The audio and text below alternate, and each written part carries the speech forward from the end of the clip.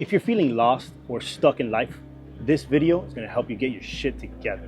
Today's generation truly needs a little bit of a rougher figure. Life is not fucking easy. And like, stop eating shit, get your shit together, and fucking do the work. And most don't want to do the work. They want the quick kind of fucking satisfaction because it has been innate. Like, you get quick satisfaction. You can see a fucking naked bitch on the internet right now. Open up Instagram, scroll, you see bitches all day long. So you get that instant satisfaction, right? You get that. Do that in business and see what happens. It doesn't work that way. Driving over here, I was like, I'm not thinking big enough. And I'm trying to build a $100 million company. And I'm like, I'm not thinking big enough. You got Alex Hormozi and his wife talking about building a $10 billion company. I'm like, I'm not thinking big enough. Like, where is it in my thought pattern, or how am I positioned to have these thoughts? And I'm like, maybe looking at things a little bit differently. And I think that that's where you have a lot of great people helping that generation by being a very tough figure, saying, stop being a bitch. Get your shit together because life is hard. The online coaches today, and look, there's a lot of them out there making a lot of money. And there's even some that probably had some level of success, but not true success. And there's different measures of success, but maybe they made their first $10,000 a month, and then you see like, hey, want to make $10,000 a month? Fucking follow my course. I'm going to teach you how I do it. And I have a fucking Lambo and the whole shit. Guy, I get it, but like, you're teaching someone how you did something one time. Like, I don't believe that's repeatable unless they do the exact same formula that you did, and now you're building more of that same type of person. I believe that's going to slowly dwindle away. So I think that you're going to start to see real entrepreneurs understanding that they can make big money and impact a larger scale of people by just creating a way for them to teach what they actually did. So then what would you say is like, what are the skills that a young entrepreneur that wants to eventually reach your level, what do they have to do in their early stages to reach a point where they can start a business that's going to be sustainable long term and not something that's going to last for, like, let's say 3 or 4 years and then just go away? I think the biggest thing about a business that can last a long time is, if you pulled yourself out of that equation, can the business continue to run? Could it continue to generate revenue? And there's also something about doing. Like, when you've built a physical, tangible, and it could be an e-commerce based business, right?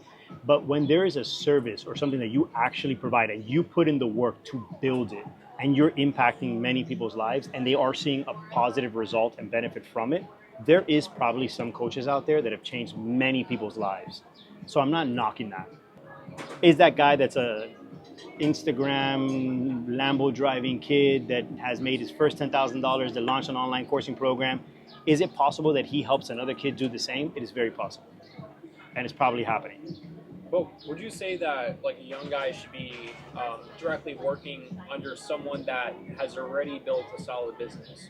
Or do you think it's more worth it for them just to start the business right off the bat and then just go through all of, the cycles of learning, going through the pain?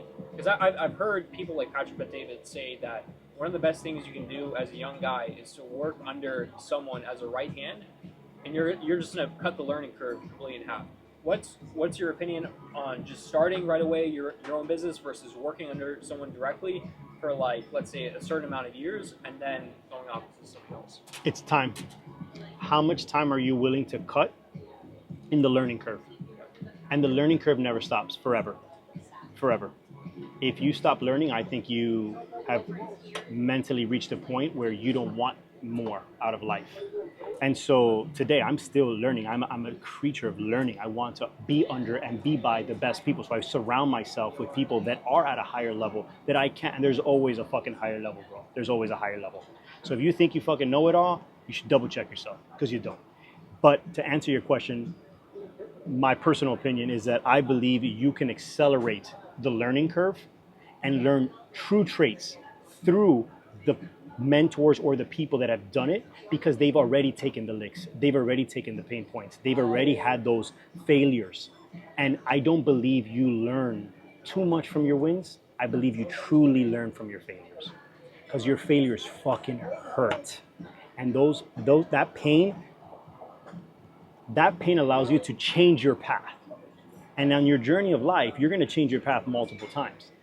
How does a young kid, he's there, he wants to better himself, he wants to start entrepreneurship, but how does he find good people to surround himself? Like, what would you recommend to find them? Because yes, you have, like you said, you have a lot of people who are successful, like they made 10K, but they're not really a good mentor. Yes, they have money, but that's all they have behind. You'd be surprised if you were truly authentic in your approach,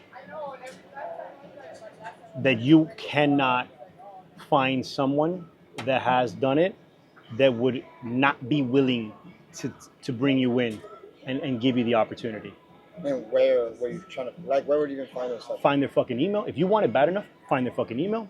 There's apps out there that can give you data across everybody. LinkedIn, you can go to Apollo.io. That shit will tell you people's emails, phone numbers of every company. You can literally get, if you really wanted it bad enough, you can figure out a way to get that person's contact information. And then do something that actually shows you've thought through the outreach. Look at what they like, look at their interests, see if they have a social account, if they're a big Dodgers fan or a New York Yankees fan, find out where their office is, send them a memorabilia with a handwritten note that says, oh, this is what I am, this is where I want to go, this is what I'm doing, man. I love that you're a fan. Like, it's going to get across. You might not get an answer the first time, but if you're persistent enough, a true experienced entrepreneur will find value in your persistence versus the opposite, right? If someone's extremely persistent to chase and want to be underneath my wing because they feel that I could add value in their life, and they're persistent and they show up and they reach out and they text me and they add value in my life one way, or they're trying to find a way to add value in my life one way, it would be very hard for me to say, nah, man, sorry, I don't need you. It'd be very hard.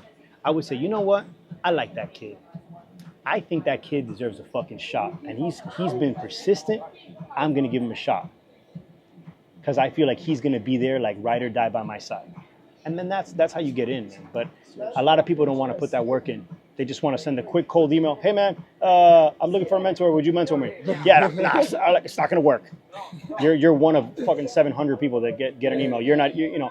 So it's, your approach is important. And you need to be authentic in your approach. And you need to be persistent in your approach. And you want it bad. And if you want it bad, you'll figure it out. So in the world of entrepreneurship, especially when you're on your young journey, what are some quick tips, especially of all your experience, to avoid the shady and slimy entrepreneurs, the one that will do you dirty, the ones that really, they all just care about money? Man,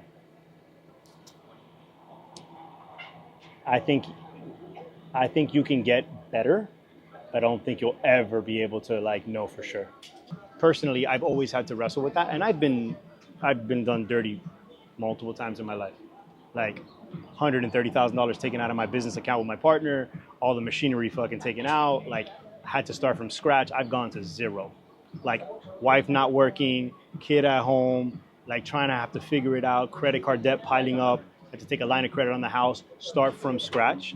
Those are the moments in where you really find out that it's okay. Like, if you don't stop, if you don't quit, you're going to find a fucking way. And that's what I mean about wanting it bad enough. So you'll never be able to completely stop or find the person that's not going to be an authentic, partner. But you just have to be wary, be careful, and always be on the defense. And then you can pick up cues along the way as you get more experience. You can pick up cues, what they say, what they do, their actions, their ability to be truthful and just natural. Like, you feel I'm almost putting on a front sometimes around you, and if they're not the authentic self, that's why I'm always myself, man. You like me, you don't like me, fuck you. Like, I don't care. Like, it's cool, man. Like, I don't need to be someone who I'm not to make you like me. Like, I'm just gonna be myself.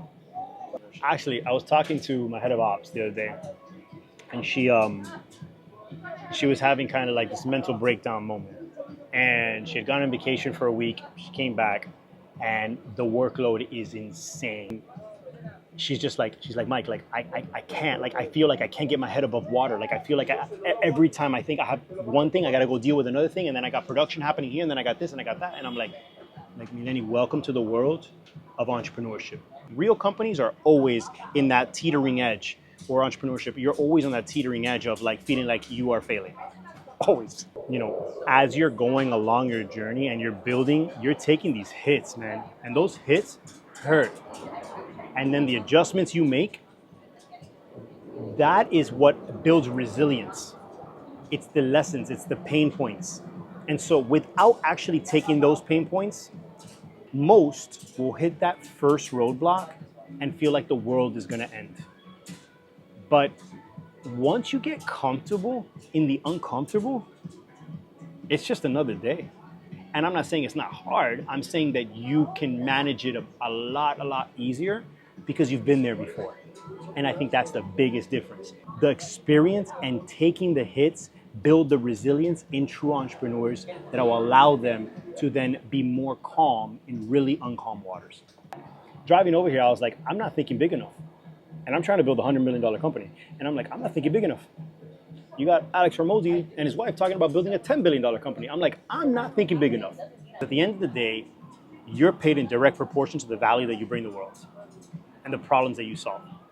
And so within that formula, you can just piece your dream and make it a reality and take it all the way back to the steps that you're going to get there based on where you are in your life and the value that you have to offer to solve the problem. And if you do that clearly enough, there's nothing you can't get done.